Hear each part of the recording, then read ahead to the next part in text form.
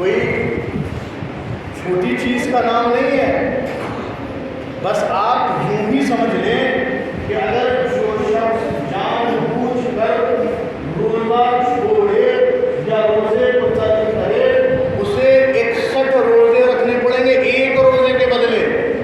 خدا وند عالم ظالم نہیں ہے, خدا جابر نہیں ہے. اگر کوئی عذر لاحق ہو جاتا ہے تو خدا یہ کہہ رہا ہے اس ایک روزے کے بدلے ایک ہی روزہ رکھنا. لیکن اگر جان بوجھ کر اپنی خواہشات کو اوپر کر کے آپ روزے کو چھوڑ رہے ہیں اور اپنی خواہشات کو ترجیح دے رہے ہیں تو پھر یاد رکھنا خدا یہ کہہ رہا ہے کہ اب ایک روزہ مجھے نہیں چاہیے بلکہ 61 روزے رکھنے پڑیں گے. بغیر کسی عذر کے اگر آپ تو یہ تو ہو گئی آج کی دنیاوی مثال کہ ماہ رمضان مبارک چار میں نمونے عمل رہے ہیں. چھوڑ دیں اس زمانے کی بات, آج کے اس دور کا سید علی حسینی خامنائی کوئی معصوم تھے نہیں.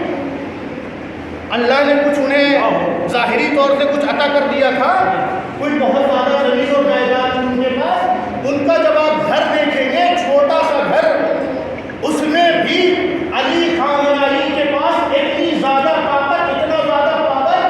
میں نے کہا یہ قوت آئی کہاں سے؟ عجب نہیں کہ وہ کہہ پڑے کہ یہ میری طاقت نہیں ہے, بلکہ کہنا پڑے اپنے ہر بیان میں انہوں نے یہی کہا ہے کہ میری کوئی حیثیت نہیں ہے, میرا جسم ناقص ہے, جو کچھ بھی تھوڑی سی آبرو ہے اس پروردگار کی عطا کر رہا ہے. واہ واہ, اللہم صلی علی محمد و آل محمد. بھی آبرو ہے وہ اس کی عطا کرتا ہے.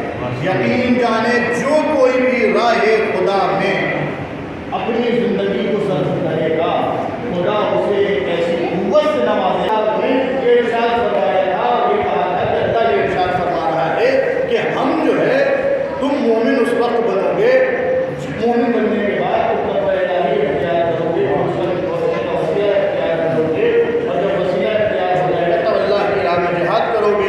اور جہاد کی پھر کئی قسمیں میں نے بتائی تھی کہ جس میں سے ایک قسم کا نام جو ہے وہ جہاد بالنفس ہے, جو سب سے اہم جہاد ہے, جو سب سے اہم جہاد ہے, جہاد بالنفس.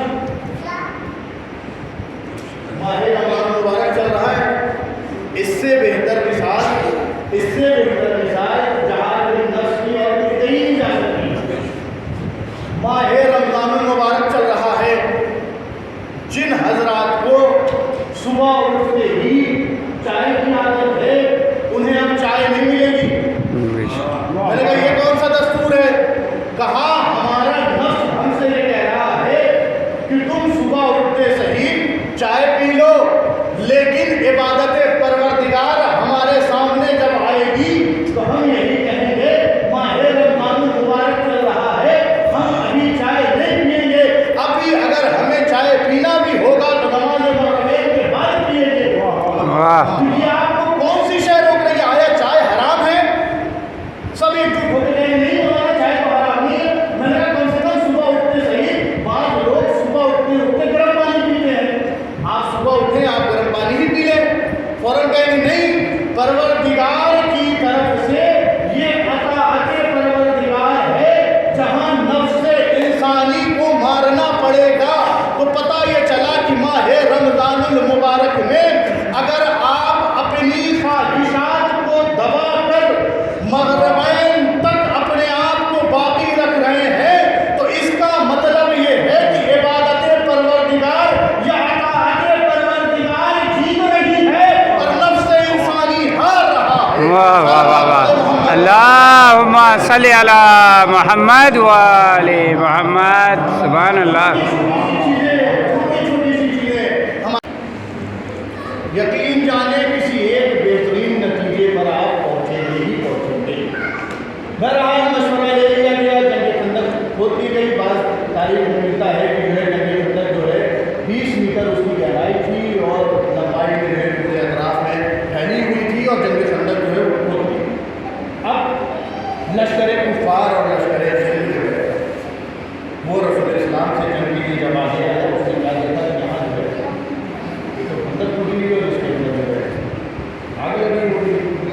بعض علماء سے یعنی کہہ دیا جائے بعض خطبہ سے یہ سنا گیا ہے کہ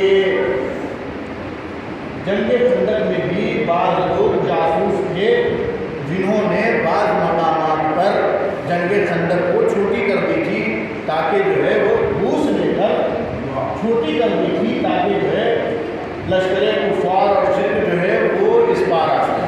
بہرحال عمر ابن عبدبر اپنے گھوڑے کے ساتھ اس نے ایک ایسے مقام کو تلاش کیا کہ جہاں پر اسے لگا کہ یہاں سے ہمارا گھوڑا جو ہے وہ اس پار ہو جائے۔ اب اس پار ہو گیا، ہونے کے بعد اس نے فوراً وہاں پہنچتے سے ہی جو ہے رسول اسلام کو للکارنا شروع کیا۔ رسول اسلام آپ کو کہتے ہیں کہ آپ کے لوگ جو مرتے ہیں وہ مرتے نہیں ہیں بلکہ شہید ہوتے ہیں اور وہ سیدھے جنت میں جاتے ہیں، بھیجیے کسی کو میرے مقابلے میں جو آئے اور لڑے۔ پوری توجہ رسول اسلام نے جب یہ دیکھا کہ ایک مرزادہ جو ہے بول رہا ہے، فوراً رسول اسلام نے کہا کہ کوئی ہے کہ جو اس کے مقابلے میں جائے؟ پورے مسلمان کے لشکر میں سناٹا لگ گیا سوائے ایک مولا کائنات کھڑے ہوئے کہا میں حاضر خدمت ہوں۔ مولا کائنات کو بتایا، تاریخ میں ملتا ہے کہ 3 دفعہ رسول السلام نے اسی فعل کی تکرار کی، کوئی ہے جو اس کے مقابل میں جائے، کوئی ہے جو اس کے مقابل میں جائے۔ تینوں دفعہ سوائے امیر کائنات کے کوئی اور کھڑا نہ ہوا۔ میں نے دست ادب جوڑا تھا، یا رسول خدا کیا آپ کو یہ نہیں معلوم تھا کہ جب بھی آپ پکاریں گے سوائے علی کے کوئی اور کھڑا نہیں ہوگا؟ آپ سیدھے علی کا دست مبارک پکڑتے اور عمر ابن عبدبر کے مقابل میں بھیج دیتے۔ عجب نہیں رسول اسلام یہ آواز دیں گے کہ میں قیامت تک کے لوگوں کو دیکھ رہا تھا، اگر میں صرف علی کا ہاتھ پکڑ کر عمر کے سامنے بھیج دیتا تو کل تاریخ کے نویسندے اس بات کو لکھ دیتے کہ رسول اسلام نے ہمیں تو موقع ہی نہیں دیا، علی کو اٹھایا اور بھیج دیا۔ اللہم صلی علی محمد و آل محمد، سبحان اللہ۔